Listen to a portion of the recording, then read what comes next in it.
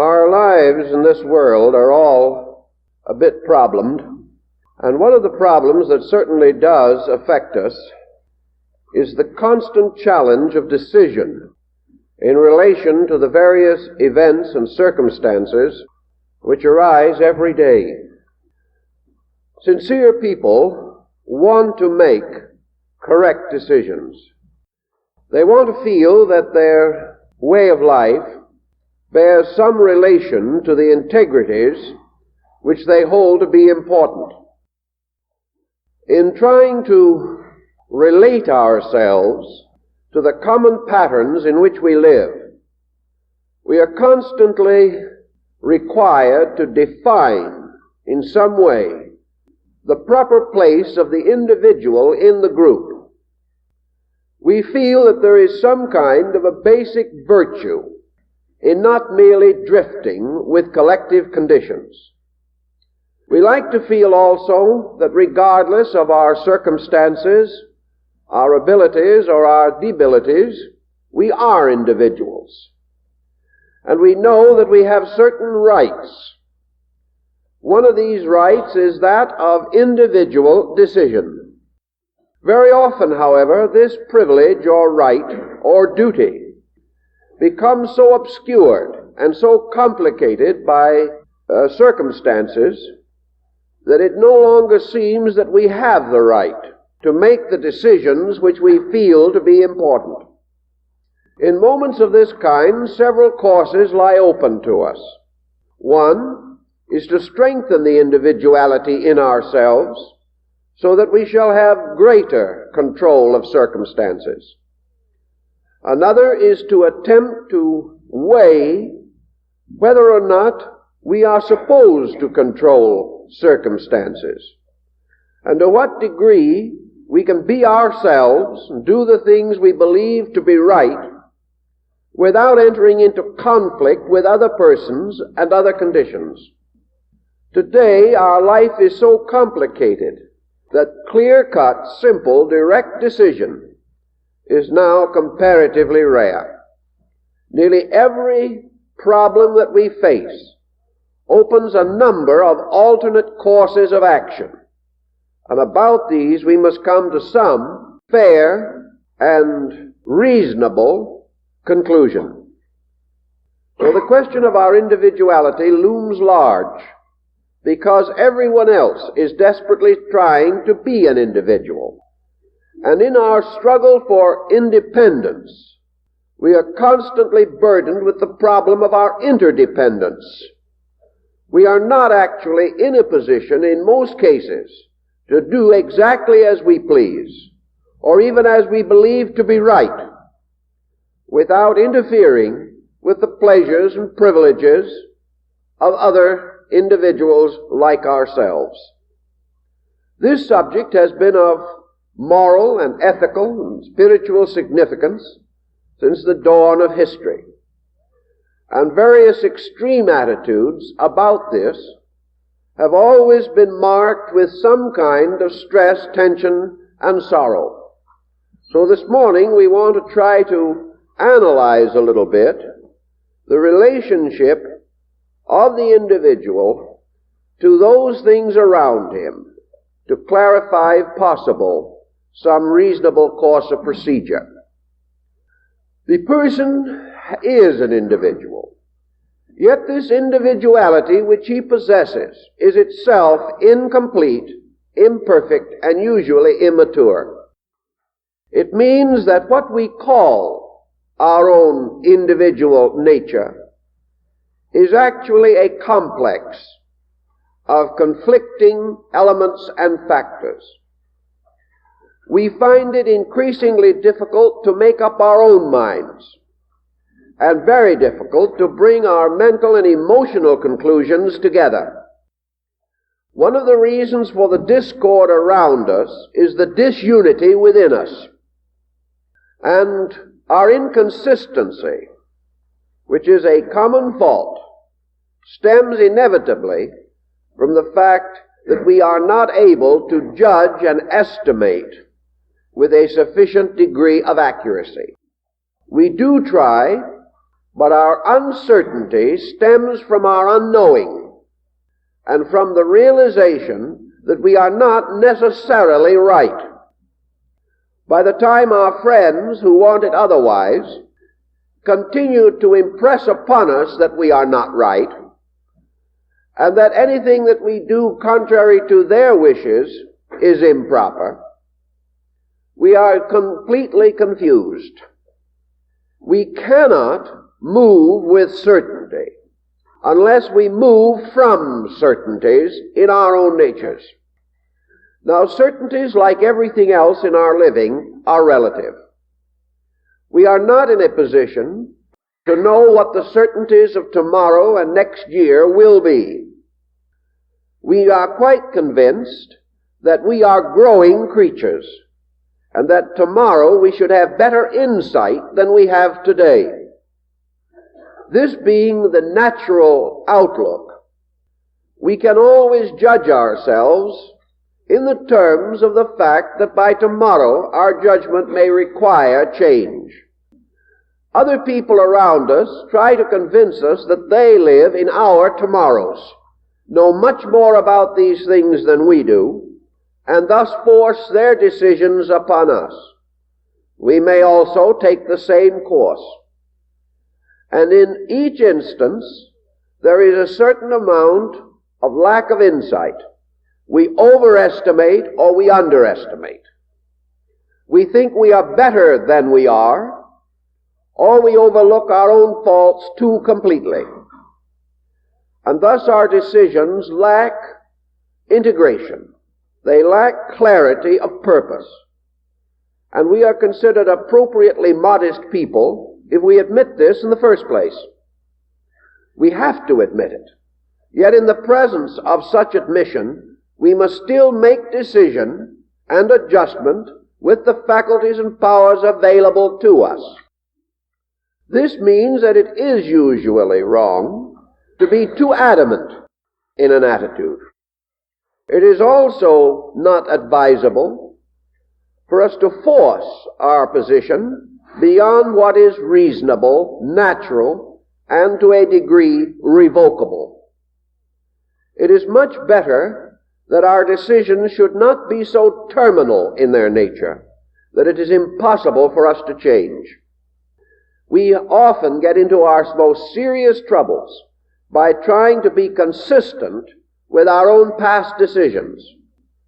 This means that the individual who overestimates himself is going to be confronted constantly with the need to defend imperfect, inadequate opinions and attitudes. It is therefore wise not to place ourselves where such becomes too necessary. In the defending of our old mistakes, we make new ones, and by degrees involve our lives in so much confusion that its natural optimism is destroyed. In these things, the wise of all time have suggested moderation. Yet moderation also is a peculiar and dangerous word. To most people, moderation suggests limitation, frustration, or negation. The moderate person seems to be one who is not using all of his resources. He is a person apologizing for his own action before he performs it. This is held to be lack of courage, lack of strength. Yet positive moderation is in many instances the final proof of courage, for it causes the individual to move from his own rational position rather than from the pressures of his thoughts and emotions. Moderation is a very difficult position to maintain. For the person to be moderate has to estimate accurately his own abilities and debilities. He has to recognize the degree in which he is probably correct, and he has to have a full and clear understanding of his own limitations. He must know those things which he does not know. He must recognize them and must be prepared to allow them to play their parts in the decisions which he makes. Thus, individuality is something that we must investigate in our own natures. Assuming that we are individuals and have individual rights and prerogatives, we must sometime estimate what we mean when we refer to ourselves in this way. If we are individuals, what is this individual compound composed of? We know that all individuality is a degree of separateness. It means that in certain respects we must be different. And individuality is based upon difference. Difference in itself, if overemphasized, becomes the cause of strife. Yet we want to be an individual. We want a right to think from our own differences, and yet to get along together with a degree of amity, as much amity as possible. One way to accomplish this, of course, is to remove the sense of belligerence from difference, so that we can differ without taking offense or taking an offensive position toward others.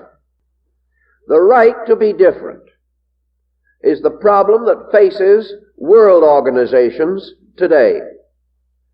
We are confronted with the tremendous conflict between, for instance, independence and interdependence.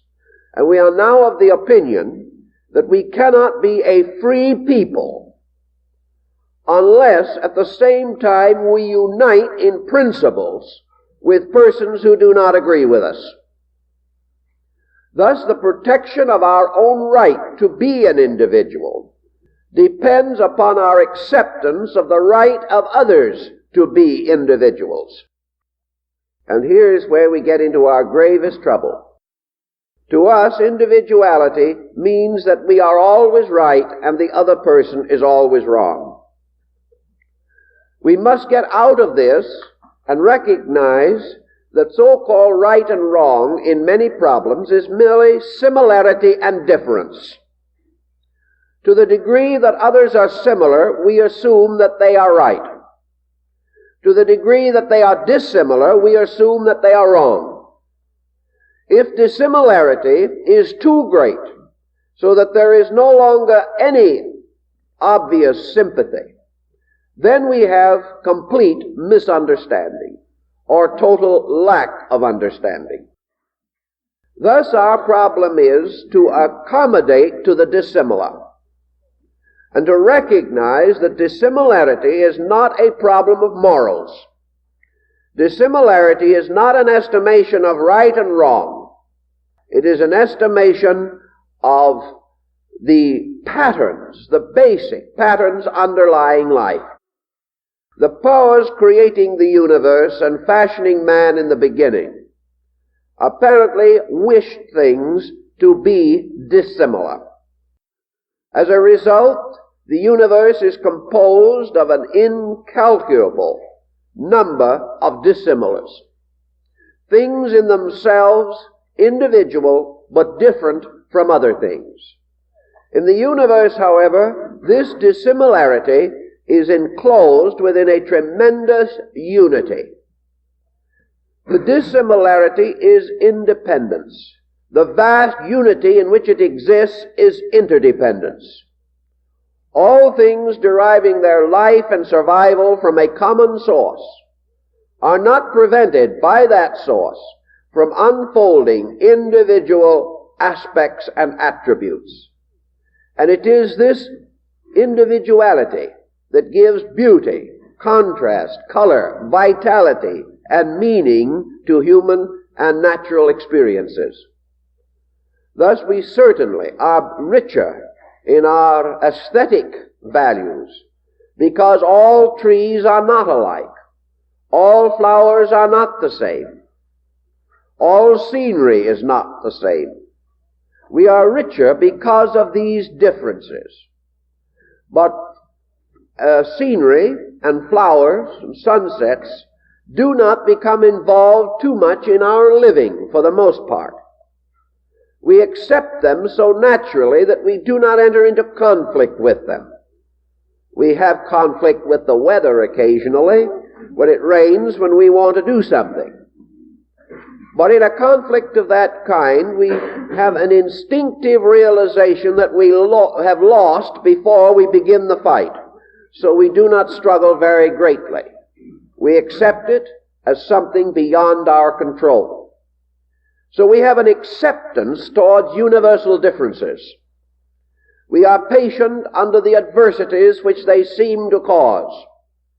And we make no great claim to injustice because it rains when the day we wish to do something that called for a sunshiny day. But in the dispositions and climates of our associates, we do not have this process of acceptances. If someone asks why, we have quite a good answer for them. Namely that these climatic differences in dispositions become aggressive. We cannot adjust to them as easily as we can to nature. And most of all, we have a feeling that nature is right, and we have an instinctive feeling that our friends and neighbors are wrong. And it is much easier to adjust to something sent by Providence than it is to get along with individuals who seem to merely have cussed dispositions of their own. Yet in a strange and wonderful way, all dispositions are also gifts of providence of some kind. They represent individuals moving from the degrees of attainment or infirmity within themselves. They recognize values that we also have to examine. The possibility of interdependence still remains and looms large. And somewhere we have to cut a Gordian knot.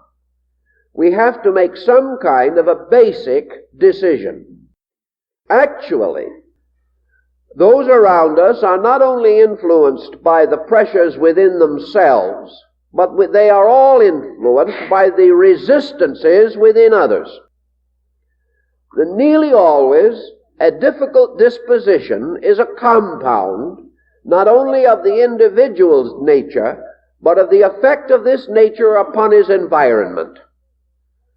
It is not only the person, but the pressures placed upon him that have a tendency to disfigure and deform him. Most individuals in a relaxed state, when not under tension, reveal a moderate degree of cooperation. The moment, however, they are assailed, the moment they are pressed, their dispositions disintegrate. And the pressure that we exert upon others is as difficult an element in this compound of relations as the influence which they exert upon us. Somewhere in this pattern of things, someone has to be as right as possible. And if instead of attempting to win, we would attempt to establish rightness somewhere in this compound, we might observe that the tensions of other people are also reduced, and we find it easier to live with them and their problems because we have achieved a state in which it is easier for us to live with ourselves. So we are constantly confronted with a series of decisions which sometimes we feel take the form of self-sacrifice. We are expected to give up our points of view in order to maintain peace. We have no proof that it will do so. It merely constitutes a continuance of an uncertain and incomplete truce, which is liable to be broken at any moment. We also experience the fact that the moment we begin to give in, we are invited to continue this policy. And having once apparently become easy, we feel that everyone will impose upon us. And many times they do so.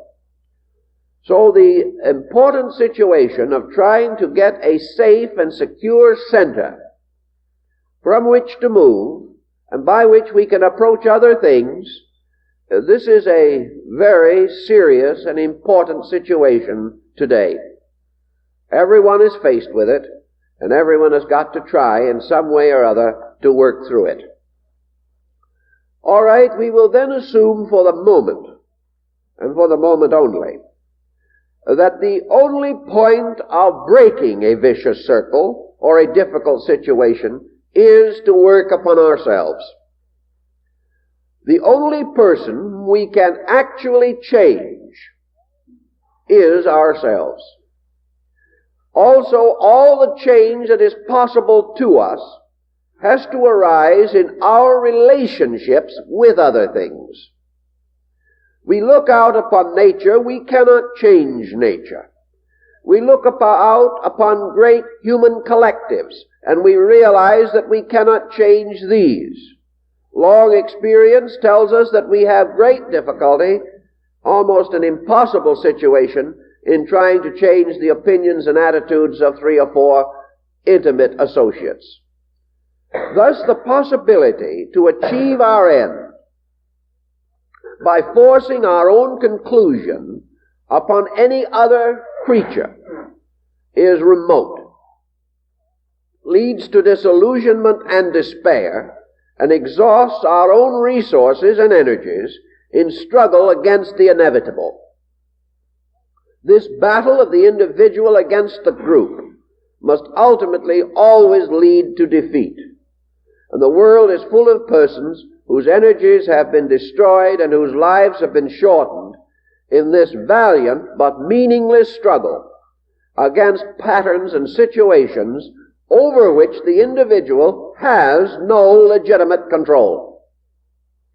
The only area in which control is possible is that part of nature which is directly under the dominion of our own consciousness, and that is ourselves, and the nature and compound of which we are composed.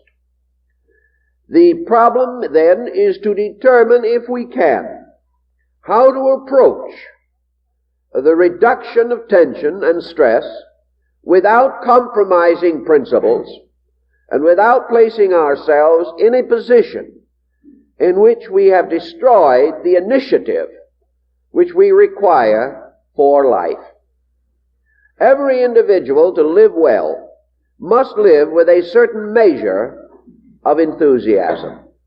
It may be a quiet, genteel enthusiasm or a more boisterous kind, but without a kind of glow, without a sense of meaning, a sense of joy in the basic values of life, the individual soon finds himself turning into a neurotic. Therefore, to keep the joy there, to keep it in our own name, so that someone else cannot take it away from us, and yet with it all, not to develop or build defense mechanisms that will destroy another part of our natures. This is a fine matter of decision, and usually requires study, thoughtfulness, and understanding. Actually, our great structure of learning, whether it be in the sciences, the philosophies, or the religions, this structure is essentially intended to serve that purpose.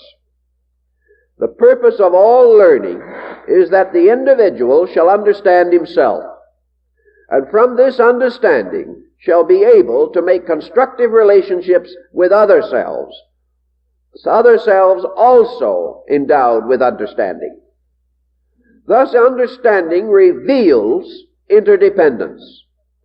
Understanding unites us upon a level higher than our differences, and at the same time does not damage our individuality.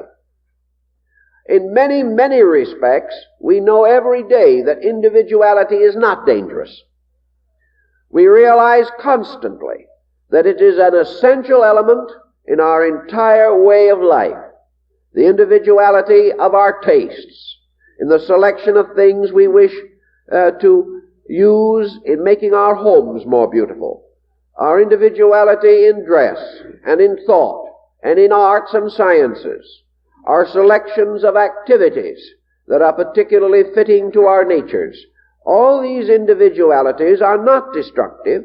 They are sanctioned by society. They are encouraged by society. Why they're encouraged, we won't go into at the moment. Perhaps the encouragement adds something to the commonwealth. But in any event, these things are not regarded as antisocial.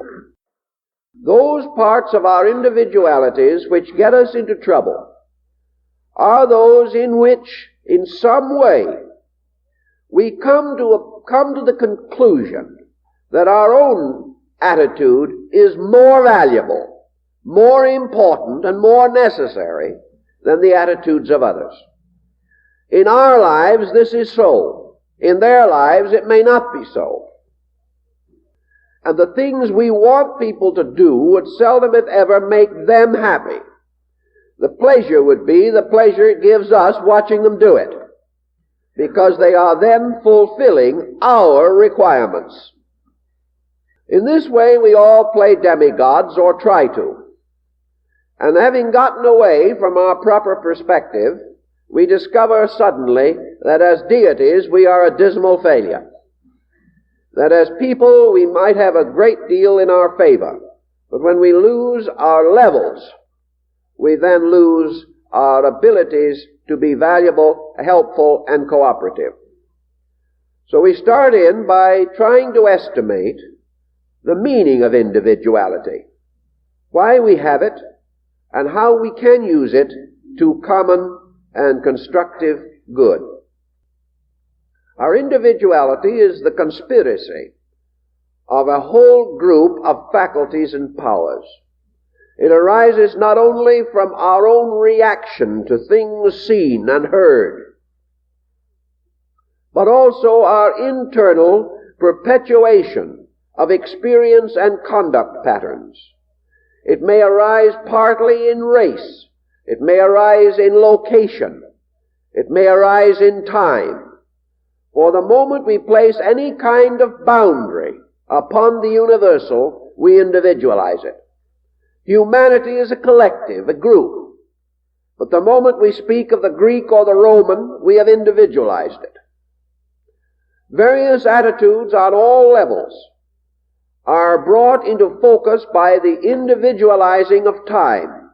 When we talk of man, we say a universal. When we speak of 18th century man, then we have immediately localized and individualized him.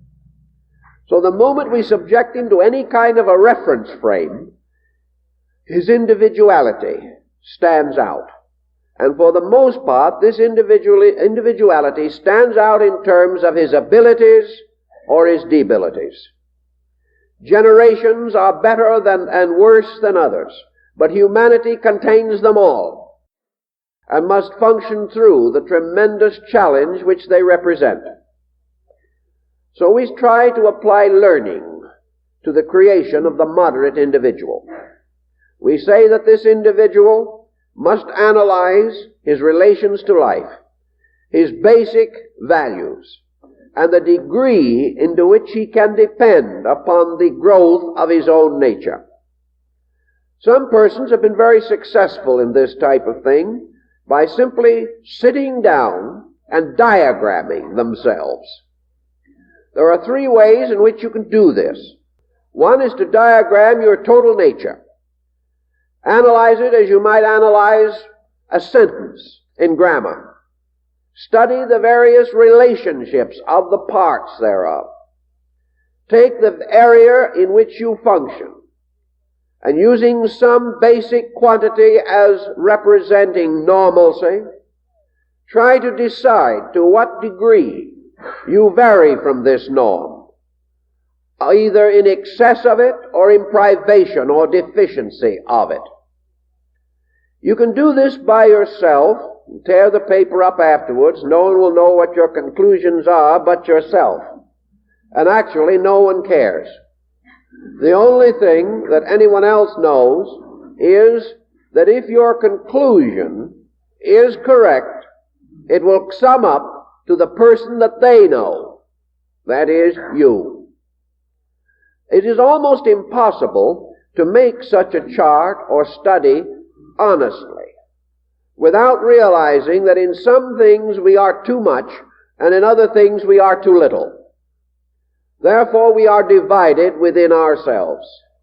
We may have excellent business experience within a field and be hopelessly deficient in the arts and in the aesthetic branches of living. We may be one of those souls wrapped up in the deepest religious convictions of life, but we have never been able to make a practical decision correctly. We may be full of ideals and totally lacking in mental organization with which to bring them about. We may be marvelously integrated on the level of means and ends, but we have no ability to create. We find, therefore, all through society, these unbalanced persons, these gods crippled in their feet, always with a weakness, and this weakness some way standing between the person and his achievement. If he does not analyze himself, every weakness that he finds or experiences, he will blame on others. He will not recognize his own weakness as his cause, but will assume that it is unreasonable resistance from others. Energy that does not move naturally becomes sluggish, and we will blame this sluggishness upon conditions, adversity, ill fortune, and misunderstanding, when actually the energy is not moving in ourselves. We have not been able to bring into this situation a blank area which we have not developed, which we have not strengthened, and which is therefore not available to us in need. Blank elements in our personality have several effects upon us. First, they are not available energy. They represent dead spots. And in the second place, they are breaks in our area of comprehension. The dead spot in ourselves, representing a particular field of activity, leaves us out of sympathy with other persons in whom that area is developed. So we do not accept or understand types of energy or departments of learning or understanding with which we are unfamiliar. Having observed a dead spot, and we usually can find several if we look very carefully, we have a certain ability immediately revealed. If an individual has 6 fairly well organized areas and 4 dead spots, now a dead spot does not necessarily mean total absence.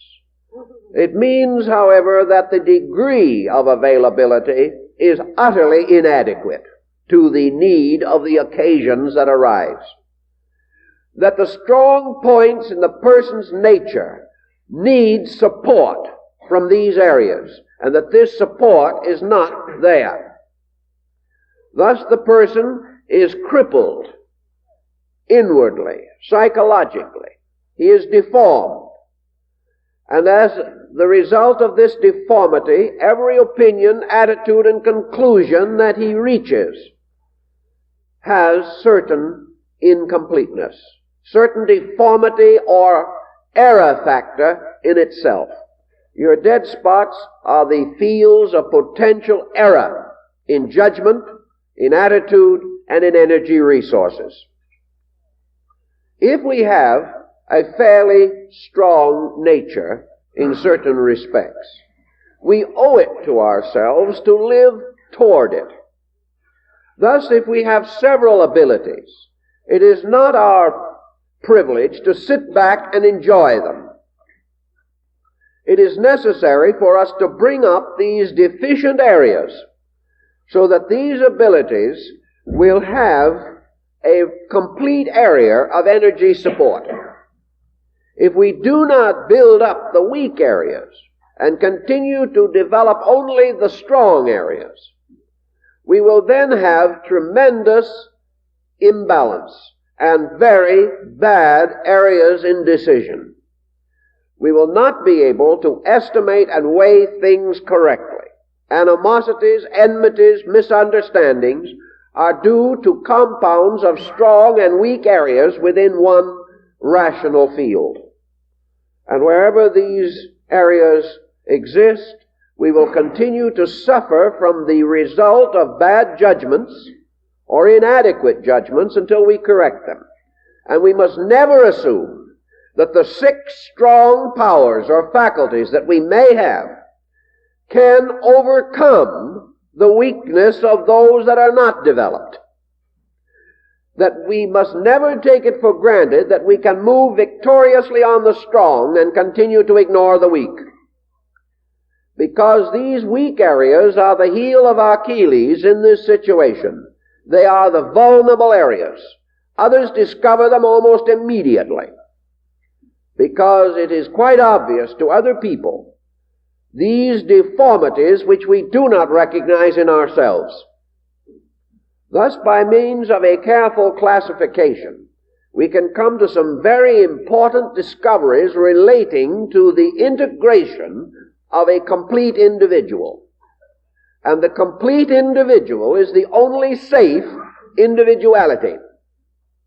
This does not mean that we must be perfect. It means that we must be within ratio of balance, that we must arrive at the decisions of our levels from the full support of our available faculties on those levels. Thus, if we, for instance, decide that our strongest faculties represent a 7 out of 10 proportion, which is about what you might regard as proper for strong faculties, this does not mean that we have to make decisions upon the level of 10. But it means that we will be in trouble as long as strong faculties marked 7 must drag along with them weak faculties recognized as 1 or 2 or 3 degrees only in their development.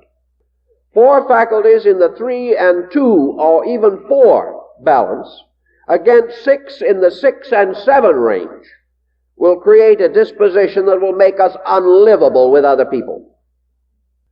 Most folks have never thought of it that way. They have assumed that those who like their strong points must endure the weak ones. Unfortunately, however, it is much more difficult to endure the weak than it is to enjoy the strong. Therefore, recognizing these things, we must try to root out our principal inequalities and inconsistencies, and by so doing, go to work on them. The stronger faculties that we have, if properly organized, will come in very handy in the development of weak ones, because faculties, like everything else in nature, are interdependent. And there is something used from other faculties in the development of each faculty. Consequently, the strong areas will generally contribute to the strength of the weak ones if we will go to work on the subject. Ignored, however, we may never make the bridges between these different levels. One of the most common problems that we have, for example, is that the thoughtful person has developed a whole group of positive faculties, but he is nearly always deficient in his social adjustment faculties. He has tremendous power to theoretically understand life, but he simply cannot get along with another person whom he regards as stupid. We have a tendency to love to believe that we have outgrown something, and that having outgrown it, we are in position to rejoice and to look down our noses a little bit at those who have not outgrown it. Many individuals have not outgrown the things they believe they have outgrown. They have simply avoided, evaded, and walked out of them. Their so-called separateness from others is not due to greater maturity, but simply to a kind of belligerence, or an overestimation of their own attainments. Only sitting down quietly can we discover what we have actually outgrown. In broad terms, however, this is certain. Anything that causes us trouble, we have not outgrown. because once we have outgrown a problem, it ceases to exist. And wherever there is a field of problem, there is an area in which the individual is too small for the situation in which he finds himself. No one is in trouble because he is more perfect than other people. He is in trouble because he thinks he is more perfect, and because he has mistaken one or two abilities in which he may be strong for a total coverage, when these two or three isolated abilities, being greatly divided from his common nature, may actually be making him weaker than those around him through division and discord in his own nature. After we analyze these differences, we discover that for the most part they are polarized, and that nature, whether we recognize it or not, is constantly inviting us to strengthen weak areas. This form of invitation, however, is seldom accepted with pleasure. We may receive the invitation, but we misunderstand it immediately. Nature always invites us to develop weak areas by confronting us with problem in those areas. Nature is not concerned about the things we do the best. Nature wants to know why there are some things we still do very badly. And nature might want to know, and probably does want to know right now, how a civilization with thousands of years of culture and thousands of years of learning and instruction and understanding can do so many things so badly. This is the problem. And we are confronted constantly with the evidence of our own insufficiency in certain fields. But man, by nature, does not like to accept such a challenge. He does not even want to recognize it. And the moment we are confronted with an evidence of inadequacy, we try to get out of it. We try to excuse ourselves, explain it away, or even go so far in the case of fanaticism as to try to make a particular virtue out of our weakness. An individual who has many achievements but has never been able to, we will say, be generous in his thinking with other people, tries to explain to us that tolerance is not a virtue. He doesn't have it, therefore it is not a virtue. And the reason he does not have it is that tolerance, to his mind, will force him to be gentle and kindly and understanding and accepting of things which are wrong. Therefore, that this is not a constructive attitude, but is merely supporting error, and he'll have no part of it. So he has a beautiful excuse, a beautiful explanation for everything except the arthritis that sets in. For this he has no explanation, except that probably something is wrong in the universe. The person, therefore, can go so far as to make his unadjustment a virtue. When he does this, he is very well locked in his own negation. He's going to have a very hard time.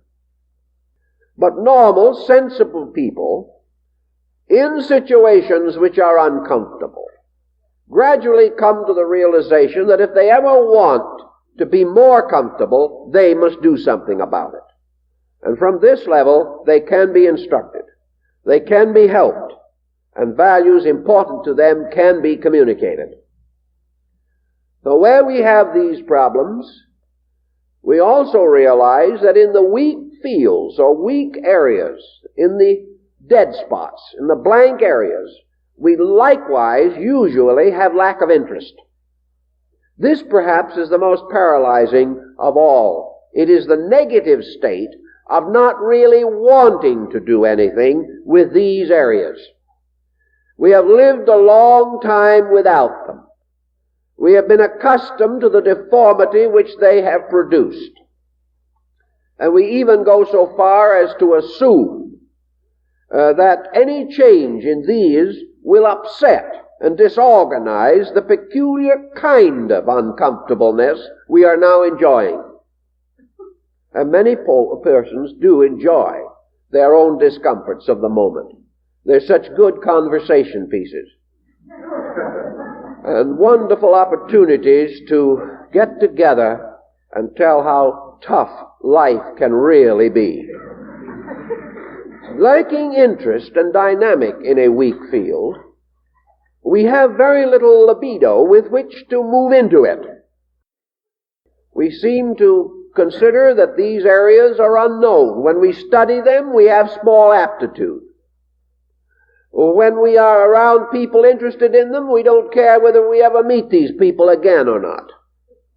We are just negative in the fields where our own abilities have not been specialized. Whereas the things we do especially well seem to come natural to us. And we find that it requires a minimum of energy to maintain them.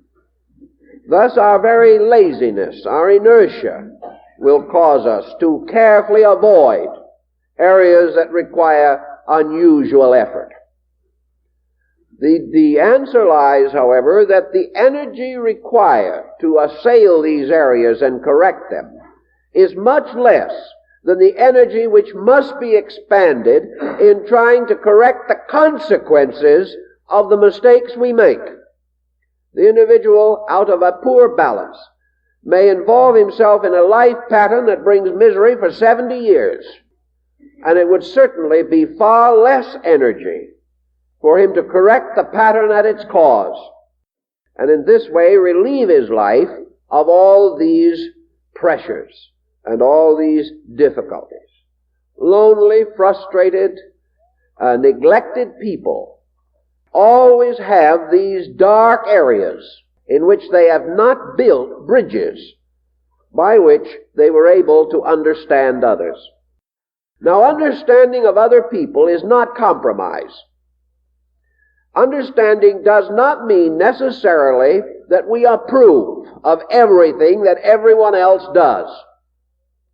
Understanding, however, is a quiet sympathy by which we come to know why people do what they do, and why in these persons their action is perfectly consistent with their natures, and that their natures, like our own, are imperfect, and that the differences and difficulties belong in this unexplored area of interdependence.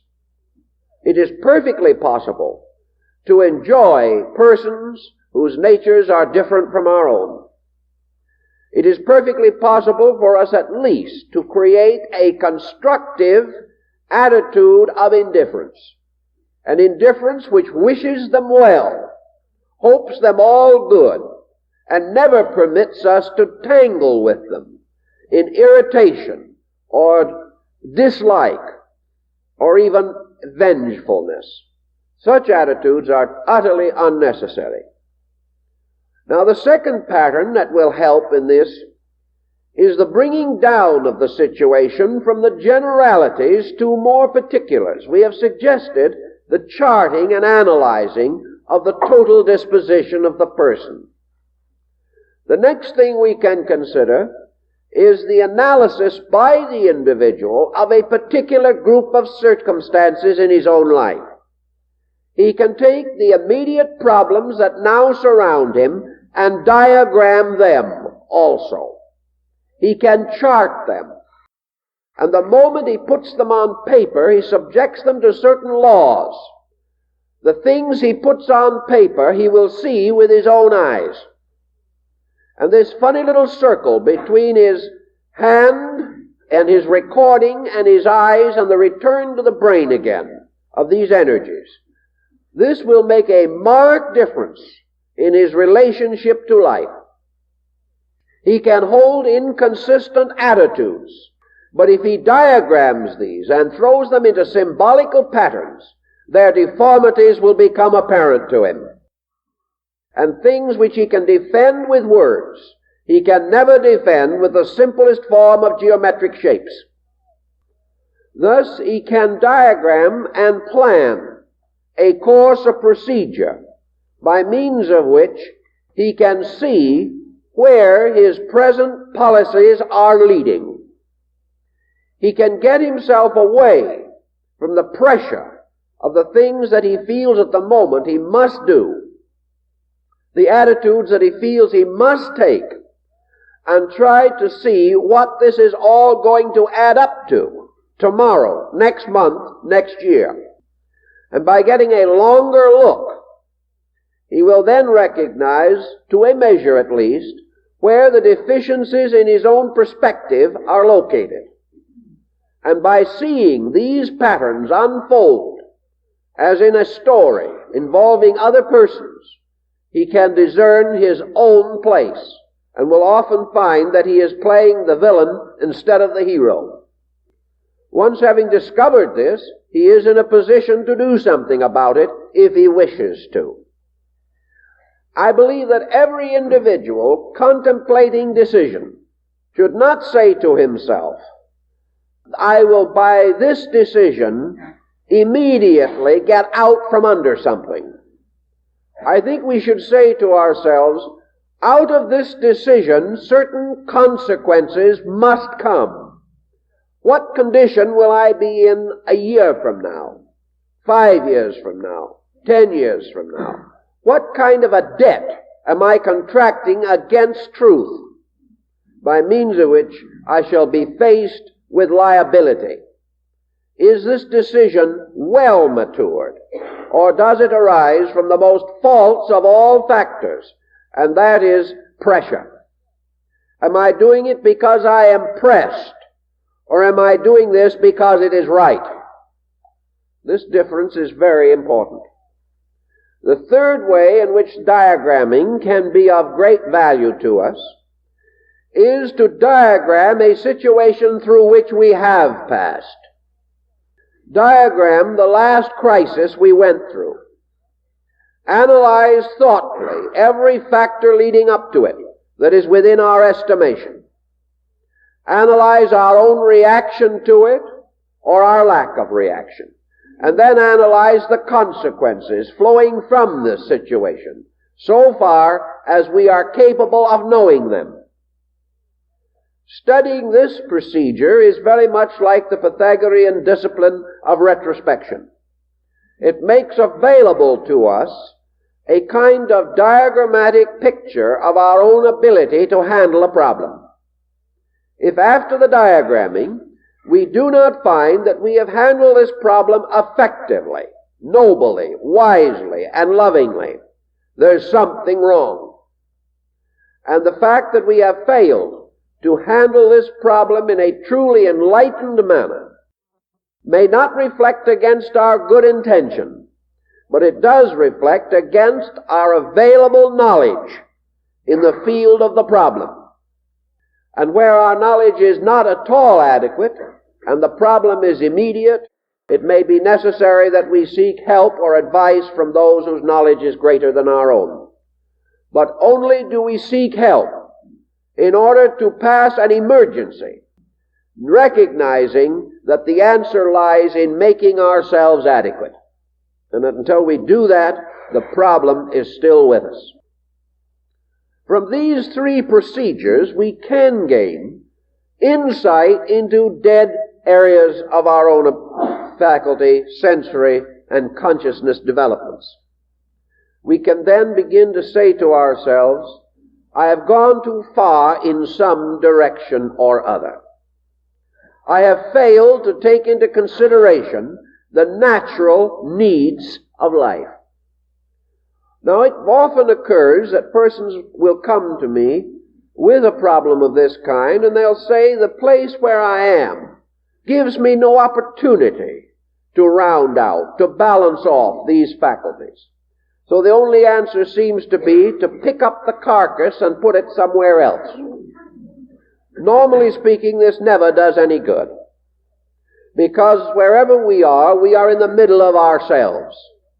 And if a situation is poor and we move into another one, in 6 months that situation will become as poor as the first one. The poverty is in us, not in the situation. The proof of that is, particularly, for example, in industry, which we regard as one of the most monotonous and uninteresting of all activities. Yet a great corporation with 10,000 employees has 10,000 individuals. Each of these individuals is different.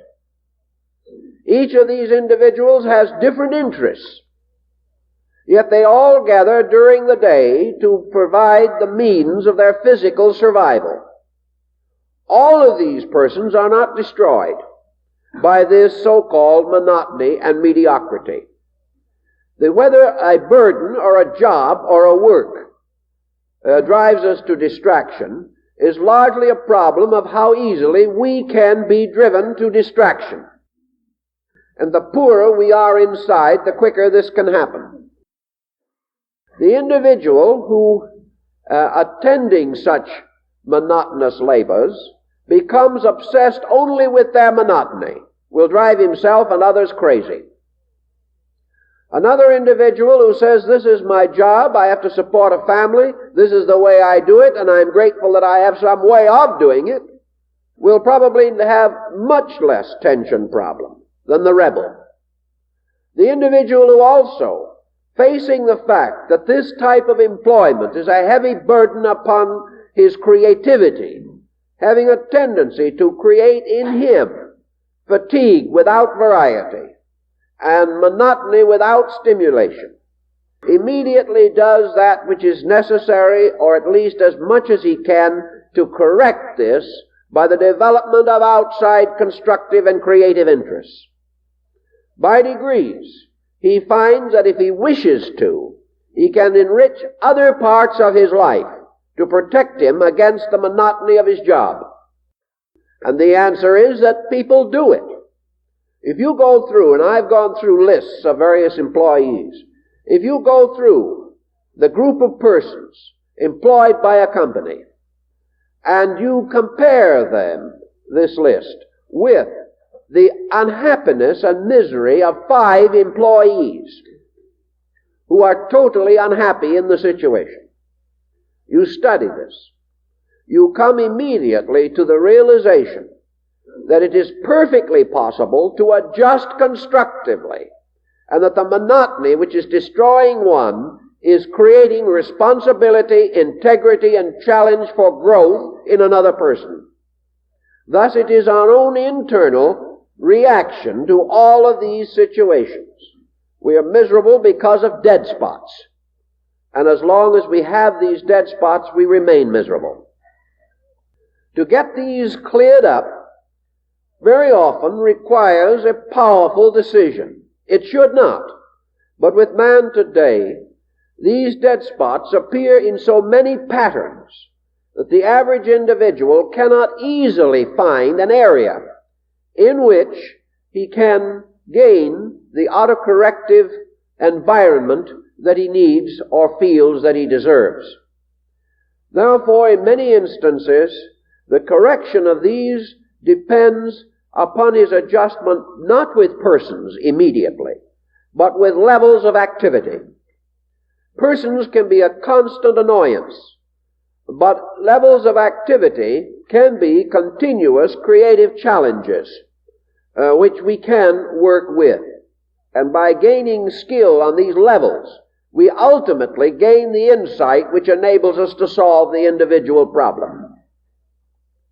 So we come to study people and observe that the excesses in themselves, always accompanied by blank spots, will ultimately tear the individuals themselves to pieces, making it impossible for them to attain the ends which they desire.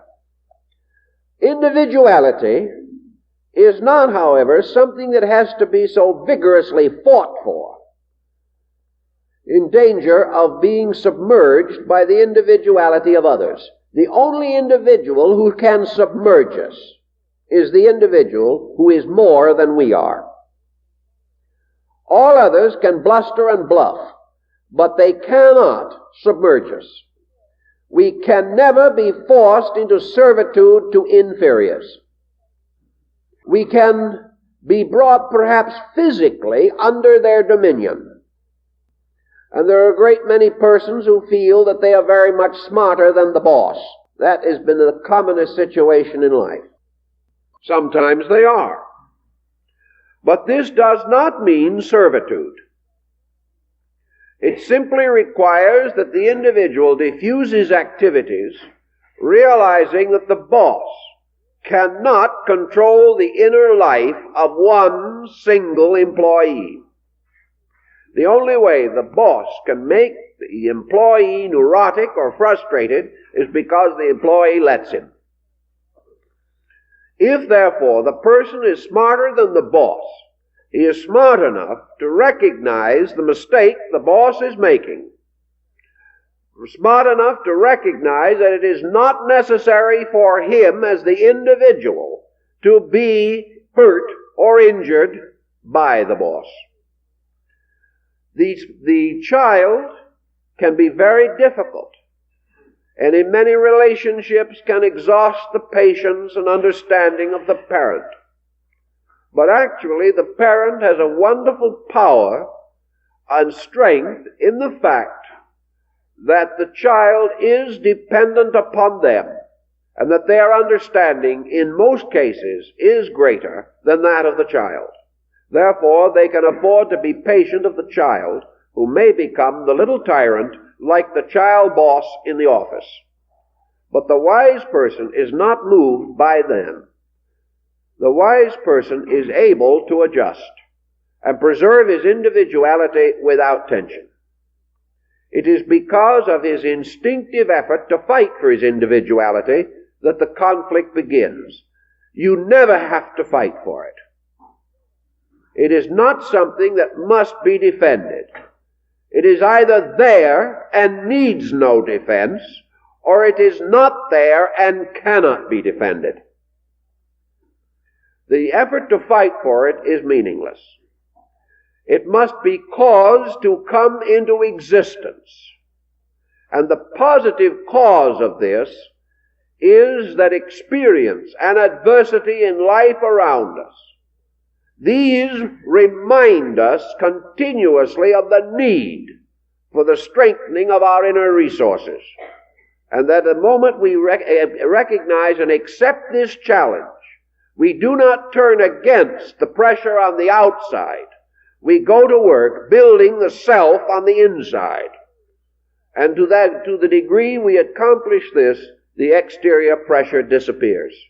All things are conquered within the person, and not in resistance to and rebellion against situations around the individual. Now, there is one general exception to this rule. It is not an exception to the principle, but an exception of a different kind, as Socrates points out. And that is that every human being has within himself a divine principle. This divine principle is his God. And to this divine principle he must be true. This obedience, or this acceptance of the responsibility of being true to truth, is a tremendous abstraction in itself. And many persons, through misunderstanding and through the blank spots in themselves, believe that they are true to truth, when in reality they are only desperately fighting for their own opinions. This becomes a very subtle factor. But truth as we know it in the world has been given to us not only interiorly, but environmentally, through the great systems of morality, ethics, and religion which have come into the world. These systems, like man, have most of them blank spots somewhere in them. But together they form a tremendous ethical, moral heritage. And those simple things, those common principles which they all together teach, form a code of value. And as Socrates points out, no individual shall be required, nor shall it be demanded of him, that he permit any external circumstance to destroy or to compromise his dedication to God or to principle. Therefore, there is no point of an individual actually trying to adjust himself to a dishonest employment or adjust himself to a situation which in its own principle and value is not right. No one is expected or required by nature to do this. And it becomes one of the big questions of the individual on many instances, because he is forced to decide often between principle and profit. He is forced to decide to accept situations that may seem to be extremely unreasonable and unjust, or else to place himself at such an economic disadvantage that he does not know how he can carry his responsibilities. This is the one point where the individual's decision must also be morally strengthened by the sense of true value in himself. Here is also the place where that over-faculty or overpower, which we call faith, has to have its chance to operate. The average person believes that there is a power in nature working together for good. He also believes that there is in the universe a justice that is greater than the injustice of man. And a person believing in a universe that is honorable and is sincere cannot long survive the complete compromise of this conviction. Now, in the course of years, I've seen a number of persons come into this situation. I've also observed that in a great many instances, they are not actually in this situation, nor have they outgrown the very attitude which they resent in another. We have to be careful and sit down and study this one through with the greatest of care, because the fact that we disagree with dishonesty may not necessarily mean that we are more honest. If it always did, we'd have again a clear line of demarcation. I have actually known individuals who could not get along with a dishonest employer. Yet these individuals in their daily living were also dishonest. They were dishonest in different ways, perhaps, sometimes in the real way. I knew a man years ago who spent 20 years of his life screaming against corrupt politics. He finally was elected to a small political office himself on the grounds that a man with that attitude for 20 years must have been a person of tremendous integrities. Within 6 months, he was indicted for dishonesty. The moment he got the office, he was just as dishonest as the persons that he had been blaming. So rebellion against dishonesty is not always a monument of honesty. It is sometimes, as one person actually told me, the mere fact that there was no room for his dishonesty in the larger pattern of the other man's dishonesty. It is not always just a statement of honesty. It is a problem of the individual who must decide the level of his own values. There is no use to rebel against the dishonesty of others if we are ready to compromise any moment for our own advantage. This is why so many people who try to get out of dishonest situations come to grief. And why they will then turn around and say, well, I did the right thing, I got out of the dishonest situation, and I've been miserable ever since.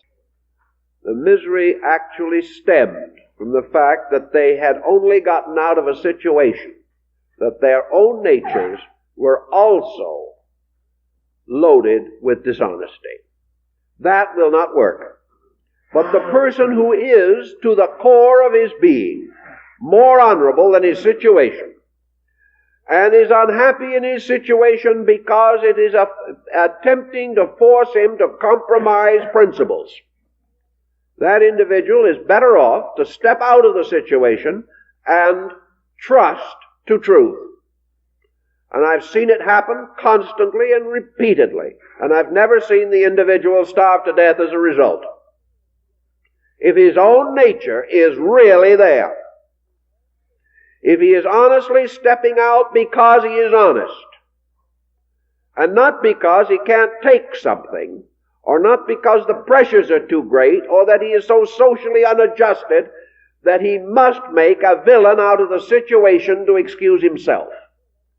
But if he is really an enlightened person with a serious determination to achieve that which is right, nature wonderfully and wisely and lovingly guards that person because he is of her own, and she will protect her own at all cost in the face of adversities. And if we have any faith whatever in our religions, we know this is true. And we have seen it operate. But it takes a little more of value in ourselves to walk upon the waters under such a condition. But it can be done and is done every day. So in our problem of individualism and the moderate exercise thereof, we have another interesting point. A moderation of all kinds, whether it is of egoism or unreasonable self-abnegation. A moderation is the result of unbalance. The only answer to the problem of inordinate ambition or immoderate individualization is that the nature must be balanced. Balanced natures have no immoderations. These arise from strength and weakness, thrown into violent contrast. As this is ironed out and evened off, the person becomes naturally moderate and adjustable. The balance produces also essential freedom from stress, causing the person to adjust naturally to the needs of the hour. Surely he may enjoy some things more than others, but if he is a balanced person, nothing that is natural or probable or consistently occurring can make him miserable. He will also discover that to the degree that he becomes moderate, the moment he ceases to be miserable in situations, he reverses the course of energy and is instructed by these situations.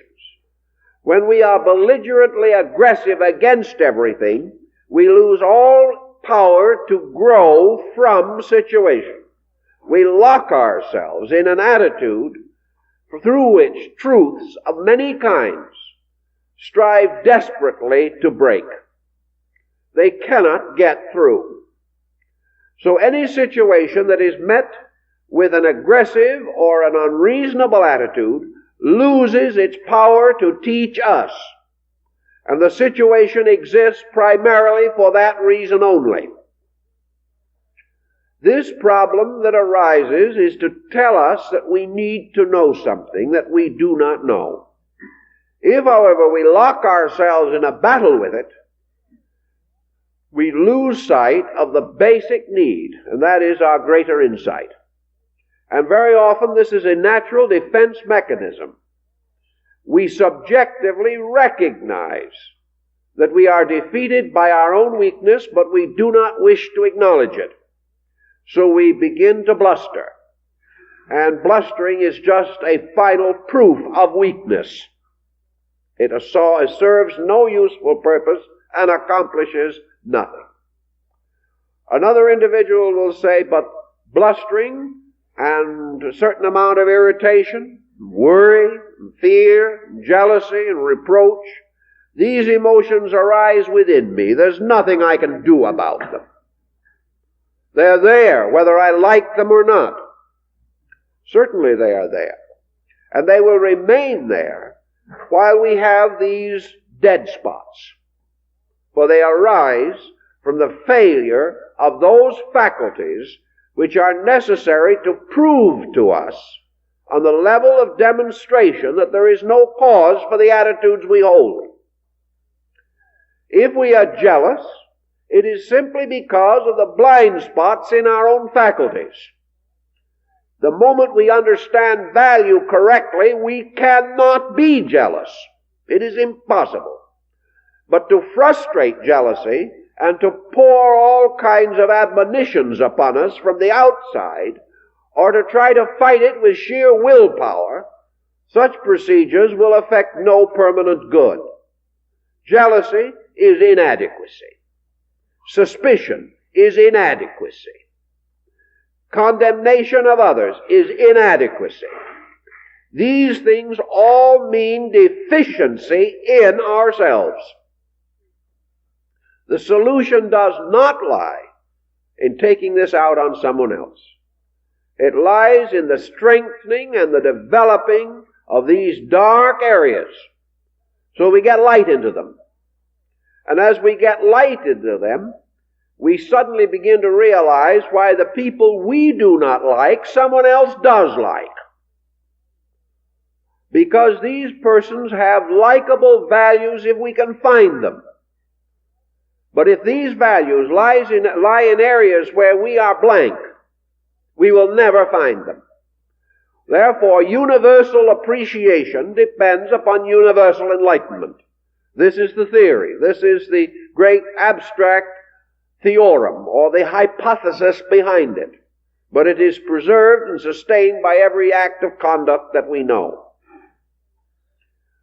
Every inability to adjust, every blank area, the individual who goes out and says, well, I love to watch a baseball game, but a sunset leaves me indifferent. Or I enjoy television, but I would never go to a concert. Or the person says, I love to go out and work with my hands, but I cannot read a book. I've had people say all these things to me. I know one man who said and boasted for years that he had never read a book. In advancing years, he was stricken with paralysis and kept in a wheelchair. He had absolutely nothing to do because he couldn't even read. He had never recognized the fact that not being able to read was not something about which he should be proud. He boasted of it, and in his advancing years lost the companionship, as Emerson expresses it, of some of man's noblest friends, good books. So this blank spot ultimately made a greater blank in his life. When a man does not do things or have interest in things which others have found valuable, it is very possible that he is simply allowing a blank spot, because actually, universal man needs and knows that he needs universal knowledge. The individual must sometime be all things unto all men, and by so doing come to understand the lives of people. Understanding and ability to grasp these situations produces the most interesting individual in the world. Where everybody makes the same mistakes, the person who does not make them is the individual. Now, our idea is that if we can make them bigger and better, then we become the individual. If someone gets mad, we can get madder. Then we stand head and shoulders above the throng. This is not true. The individual becomes the individual when he becomes different by being better. The person who in the midst of an argument is in serene control of the situation, he is the individual. And wherever the true individual appears, he is a moderator. The true individual is never a person addicted to excess. This is the reason why in many fields of activity we have temporary heroes, and then we have long-range heroes. The temporary hero may make more money and have more applause today. Tomorrow he is gone. The long-range hero is forgotten, ignored, persecuted, and perhaps martyred in his own time. But 1,000 years later he begins to live, and perhaps he lives for ages in the dawning understanding, respect, and admiration of mankind. And those who have this great long-range immortality within our experience and consciousness are those whose insight is greater. Therefore, the great individual is the understanding individual. He is the person who has created the proof that man possesses within himself the individual right to be truly good. This right cannot be taken from him, but he can ignore it in himself. He cannot be prevented by anything else from achieving it, but he can prevent himself by simple deleteriousness. All of these things come into our thinking.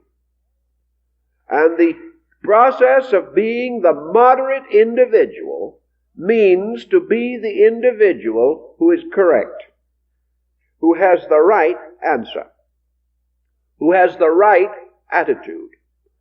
And often enough, if this individual does not talk all the time, he will be listened to when he does speak.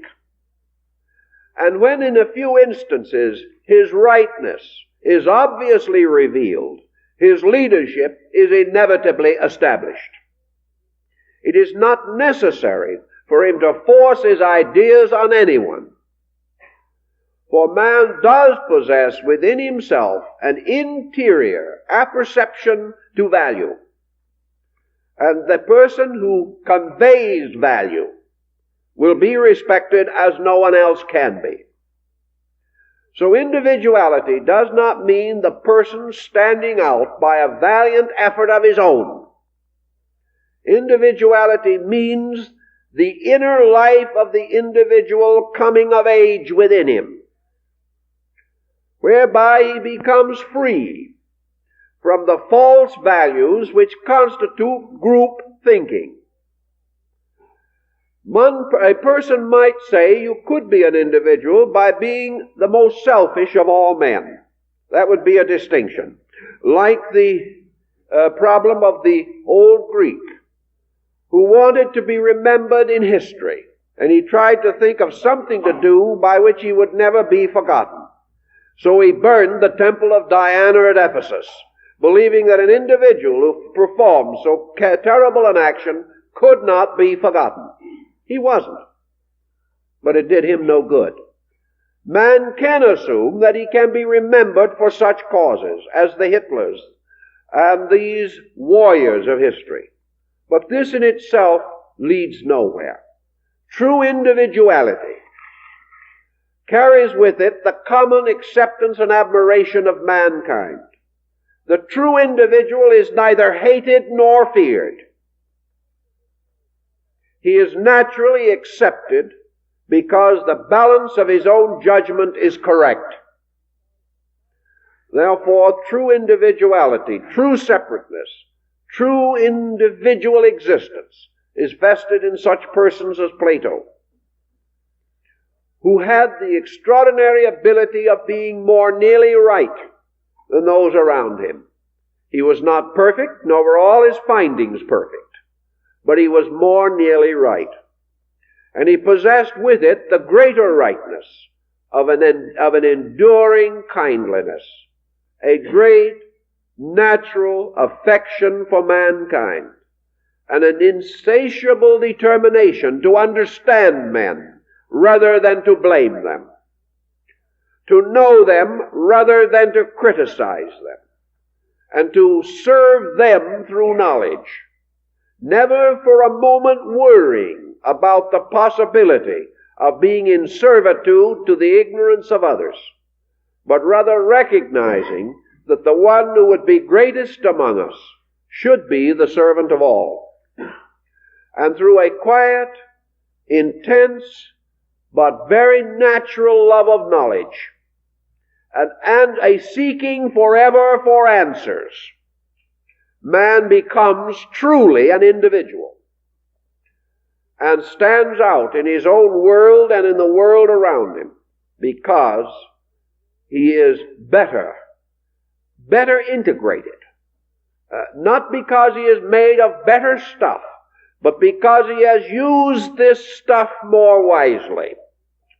And out of this has gained not only natural leadership as nature intended, but the love, admiration, and understanding of those he leads. Out of this we have a moderation, a democracy, an independence, still interdependent. And the individual realizes that his own happiness can only come really also through the fact that he can give happiness. And these things binding together form the individual, the real person who can stand alone in the world and be revealed as noble, as adequate, and as suitable to meet the problem of daily life. We cannot attain this end immediately, but we can work toward it with the energy that we now waste fretting, fearing, worrying, and hating. When we achieve this, we will truly be moderate individuals. Well, time's up.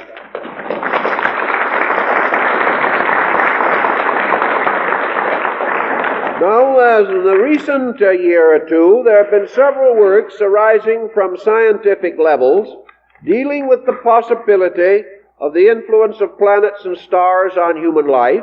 So we're going to hit at this next week, where we haven't talked about this type of thing for quite a long time. So we're going to analyze the possible use of astrology in self-analysis, and we think it will be of interest to you. We also have the new issue of our journal on the table this morning, the winter issue. It contains a number of articles that we think will be of interest to you. Part of the lecture notes on our lecture are Other Planets Inhabited. A section dealing with the prophecies and teachings of Paracelsus will also be found in this journal. And we think we have a very interesting publication. And I seem to remember that we've brought Atlantis up to date with some interesting early maps, not generally available to the public. So we think the new issue will be valuable, and we hope you will not only secure a copy, but will subscribe. Use it as a Christmas present. Your friends will remember it and remember you 4 times a year as a result of your thoughtfulness. It is a big present for a small cost. So we hope you'll think about it. And also our other books and our Christmas booklet to use instead of a Christmas card. We think you will find that your friends will appreciate this. Our books are one of the ways in which we are able to carry on our work. So your consideration of them in connection with Christmas shopping, we think helps you. We know it will help us to carry on the work we are trying to do. So we thank you very much and hope to see you next week.